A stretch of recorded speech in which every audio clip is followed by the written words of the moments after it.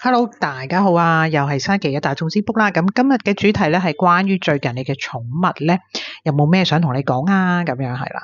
咁可能而家大部分人咧，好多人屋企都會有寵物啦，可能貓貓狗狗或者其他嘅小毛孩啦咁。咁由於佢哋咧，其實雖然佢哋好聰明啦，非常之聰明啊，但係佢哋唔識得表達自己啊。咁我哋點樣可以知道了解佢更多咧？今日試下從占卜嘅角度啊，占卜嘅角度睇下牌點樣講啊。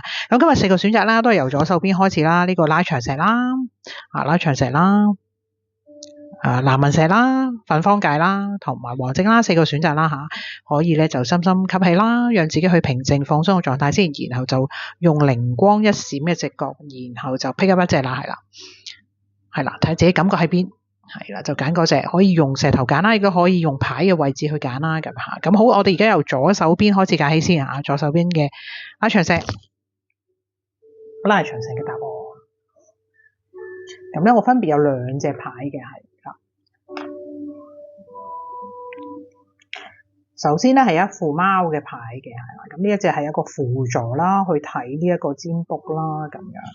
咁咧如果揀到呢隻牌嘅朋友仔咧，其實我會覺得咧你嘅寵物咧呢牌咧係會有啲固執嘅情況嘅，好似好固執、好硬頸、好堅持緊一啲嘢嘅，可以話佢有毅力啦。咁但係佢係動物啦，唔同人嗰個毅力係為咗做嘢或成啦嚇，即係佢係會好堅守堅持一啲嘢嘅，又或者可能因為佢年紀大。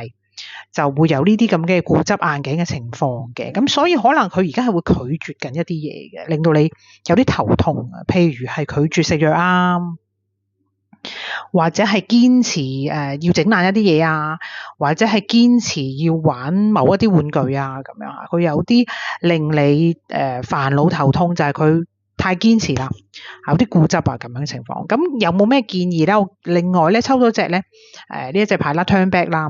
其實咧佢就好似呢一個小女孩咁，佢迷失咗係而家呢個迷宮度咁樣吓，佢嘅固執，佢嘅堅持，因為佢迷失咗喺呢個迷宮咁。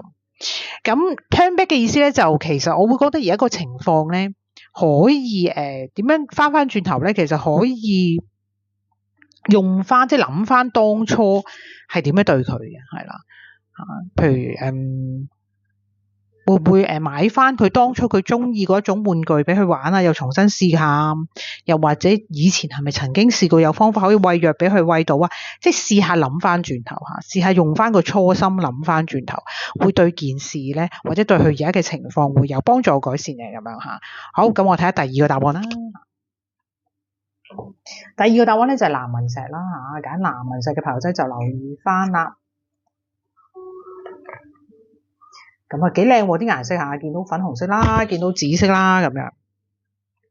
咁就係 The Star 啦嚇，The Star 牌啊，咁就個貓貓咧玩緊杯水咁樣，哇唔知會唔會打瀉咧？咁咧就係星星牌嚇，星星牌咧喺呢個 Rider-Waite 裏面咧就係頭22隻嘅大牌嚟啦嚇。咁就講緊咧，你個寵物咧最近咧係需要休息，需要安靜啲，需要休息，需要一啲空間嘅。係啦，佢有咁嘅情況嘅，可能係因為佢心情啦、情緒上啦，佢依排係有咁嘅需要嘅，所以咧就似乎咧你真係要俾啲空間佢，因為嗱呢隻牌嘅輔助啦，都係出咗 Let Go and Flow 啦，所以就係當跟翻而家嗰個 flow 去啦，順其自然啦，不如俾啲空間佢，唔好強迫要同佢玩啊，或者強迫佢要做啲乜嘢啊。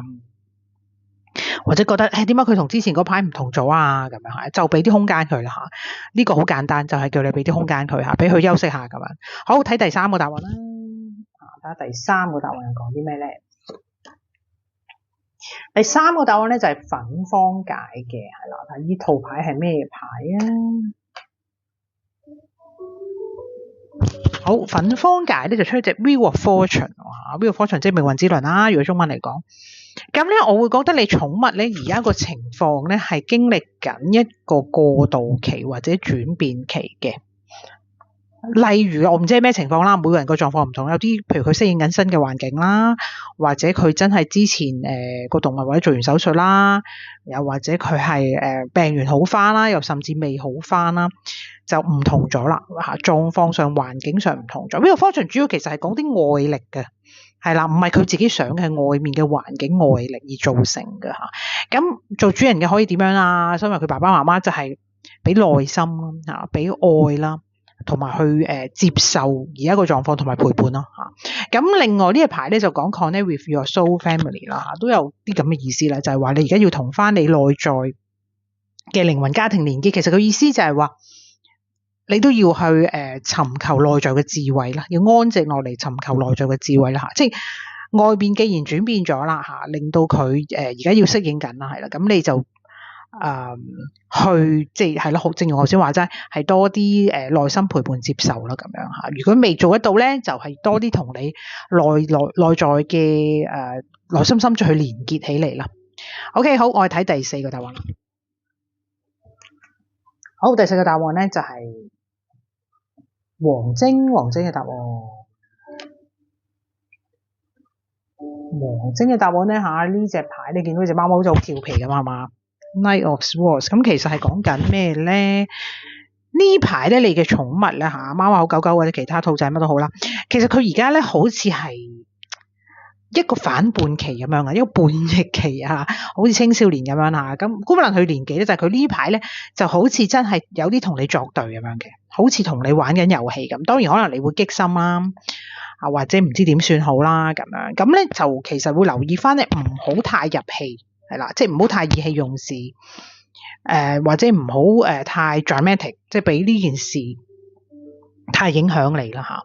同埋記得咧留意翻佢個動機係咩，即係仔細心諗翻最初你嘅寵物嘅動機係乜嘢，點解會而家嚟到呢個漩渦嗰度。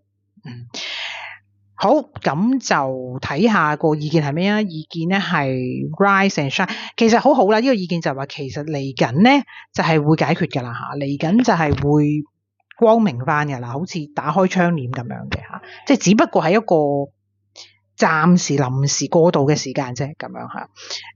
所以咧就留意翻自己情緒嗰度，情緒嗰度注意翻嚇，唔好跟住你隻寵物，因為始終佢係一隻寵物啦嚇，你要領導翻，即係唔好俾佢帶到令你太入戲啊，而即係俾佢嘅叛逆咧就係太過操縱咗你啊咁樣咯嚇。好，咁啊希望大家中意我今日嘅節目啦，記得訂閱啦，最緊要訂閱啦，咁啊按讚啊、分享啊、share 啊咁樣，同埋留言啊咁樣。好，咁我哋下一次見，拜拜。